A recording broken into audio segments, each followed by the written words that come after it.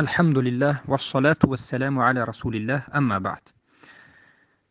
5-6 نفر برادران به مسجد داخل شدند و خواستند که نماز عصر را بخوانند. اونها تقویم نماز را از تلفن‌هایشان دیدند که تلفن بعضی از اونها تقویم نماز را از نظر مذهب شافعی نشان میداد و تلفن یکی از اون نفر از نظر مذهبی حنفی وقتی نماز را نشان میداد. از نظر مذهب شافعی تقویم را 45 دقیقه پیش از وقت نمازی که در مذهب حنفی می شود نشان میدهد و وقت نماز عصر را مذهب حنفی 45 دقیقه بعد از مذهب شافعی نشان میدهد. یعنی داخل شوی وقت عصر در نزد مذهب شافعی 45 دقیقه پیشتر از مذهب حنفی است. مذهب حنفی 45 دقیقه دیرتر از مذهب بارک الله فیکم شافعی است. در این حالت یکی از اونها همراه جماعت نماز نمیخواند، میگوید که مذهب من حنفی است، من بعد از 45 دقیقه نماز میخوانم.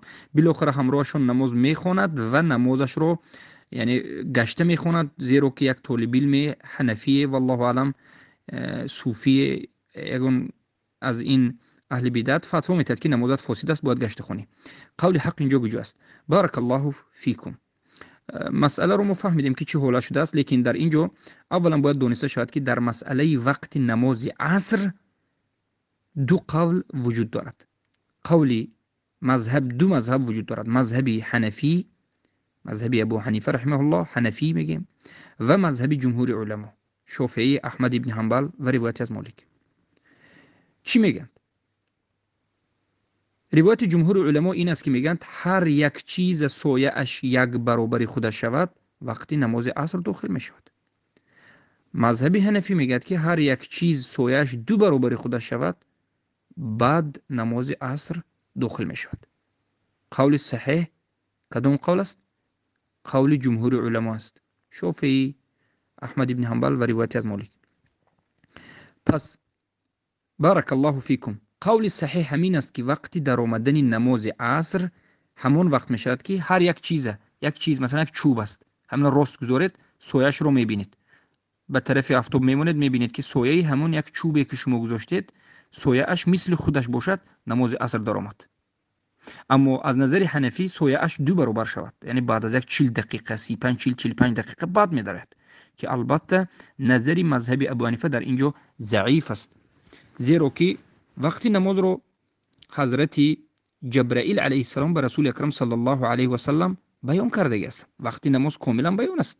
خیلی که روایت امام مسلم به این دلالت میکرد، حدیث دراز که حضرت جبرائیل آمدند نماز فجر، نماز ظهر، نماز عصر، نماز شام، نماز خفتن رو در اولی وقتش خواندند. دویم روز آمدند نماز این 5 وقت نماز رو در آخری وقتش خواندند و گفتند که الصلاه بین هذا الوقتین، نماز بین این وقت است.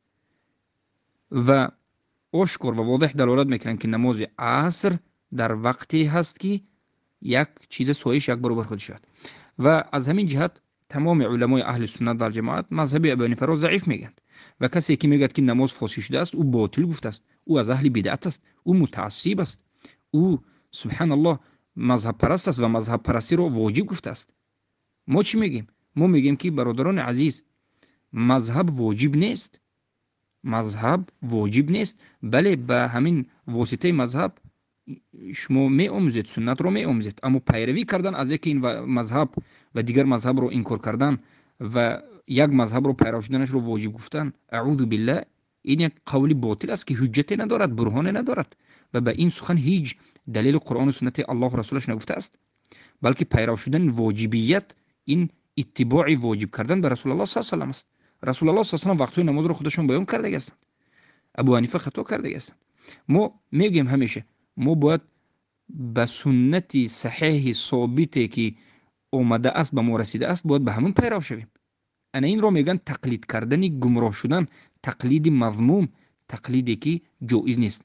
این رو میگن مذهب پرستی، تعصب. برادران عزیز بارک الله فیکم، کسی که فاسد گفته است البته از اهل بدعت است و قولی یا که بگیم در اینجا کسانی که درست در وقتش نماز خونده اند این همین 4-5 نفره که از نظر امام شافعی خوندند. بارک الله فیکم.